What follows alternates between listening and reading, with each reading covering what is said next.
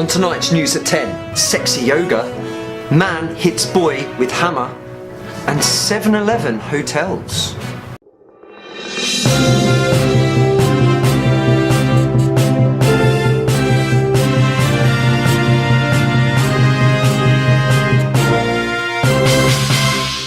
If you come to Japan, chances are you'll be coming as a teacher. You might be placed in a Leo Palace.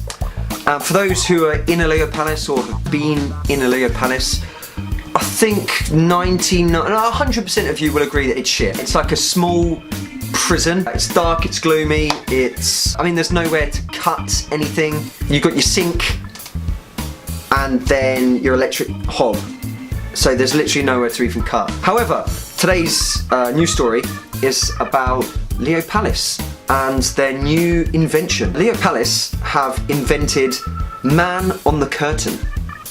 Now this man on the curtain is to protect women. So what it does, if a woman is in her apartment alone, she doesn't feel safe at night, Leo Palace have now invented a kind of projector which you can put onto the window, or onto the curtain, sorry, man on the curtain, not man on the window, and it will sort of project an image of a man either working out or dusting or like just reading a book and every now and then turning a page. You can even get him to stand up and do another activity. It sounds like an alright kind of idea. But, I mean, Japan is mostly apartments. So, like, I can't really see anyone breaking in unless you're on the first floor. I can't really imagine them being of any use in most places. Purely for the fact that, like, unless you're Spider-Man, how are you going to break in to a 5th story apartment? Yeah, kind of hit and miss about that. I don't know how we'll go, but stay tuned. Okay, so next, sexy yoga. An education minister has been caught using a company car to visit a sexy yoga establishment. Now, I don't know what exactly sexy yoga is. He's an official. Who knows in Japan? Places are called one thing and they often mean something else. He went there and he said, well, I didn't realise anything of it. I thought it was just yoga. I was just going there to relax. Relax, mate. Sure. But his excuse was he went there for better health. Ministry of Education put out a statement saying, yeah, we can see that there might be a misunderstanding with the fact that he went to sexy yoga, but we assure you it was just yoga and it's for his health. Alright, mate. 7-Eleven are starting a hotel.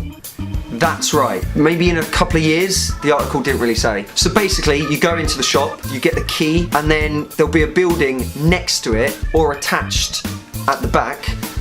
Basically, you go in, and I'm not sure yet if it's a kind of like proper hotel or like a capsule hotel. But basically, you can only stay there for 24 hours is what they're planning. Pretty convenient, I'll be honest. They're starting with 50 stores by the end of the year, and they hope to get 1,000 stores by 2020. So, literally the definition of a convenience store. I mean, 7-Eleven is pretty convenient anyway. You've got breakfast, lunch, dinner, snacks, porn mags, you got everything that you need. And now you can even sleep in a 7-Eleven hotel. Next, the government has started talks about banning smoking in restaurants. That is the main criticism I have about Japan. You go to a pub, people are smoking right next to you. You go to eat food at a restaurant, people are smoking right next to you. It's drifting into your face and on your food. Then you go to a club, because you're a party animal, and everyone's smoking there. It's disgusting. So this ban is hopefully going to come into place in Tokyo for the Olympics. So about time. Now there's a music group called Tokyo, T-O-K-I-O. One of their members, who is 46 years old, has been charged with forcibly kissing a high school girl whilst being drunk. So apparently he was drinking all day and then he invited her over, forced himself on her, and then she ran home, told her mum and dad, they called the police, and you would have thought he'd be in jail by now. Any other country, he'd be in jail. Japan kind of does things a little bit differently when it comes to cases like this. The police initially charged the company. I don't really know if they charged him, if he's part of the company or whatever. They charged him, and then the girl settled and dropped the charges. Then the boy band came out in a news conference without the paedophile, and they apologised, and they were like, sorry, we're so sorry. And then the company came out and they were like, yeah, we're so sorry, but like, you know, it's really stressful, and what he did, it wasn't his natural self. It's like, bullshit. She's an underage girl, mate.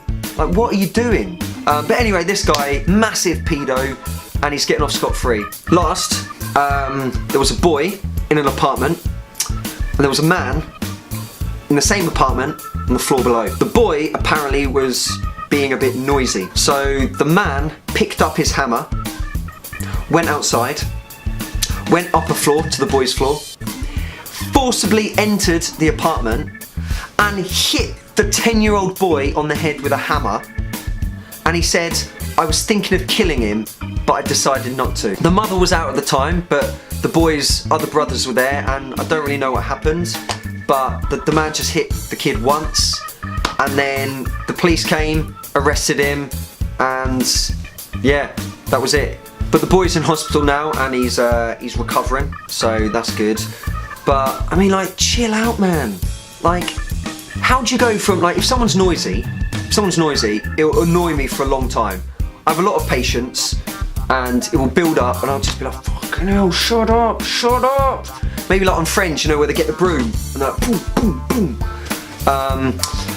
But I don't think I'd ever get that annoyed where I'm like, right, where's my hammer? Where is it? Where's the fucking hammer? First, go upstairs and maybe ask. Just be like, sumimasen, chotto urusai ne. You're a little loud, shut up. But no, he just went with the hammer. So he's in jail, the boy's okay, and everything's alright.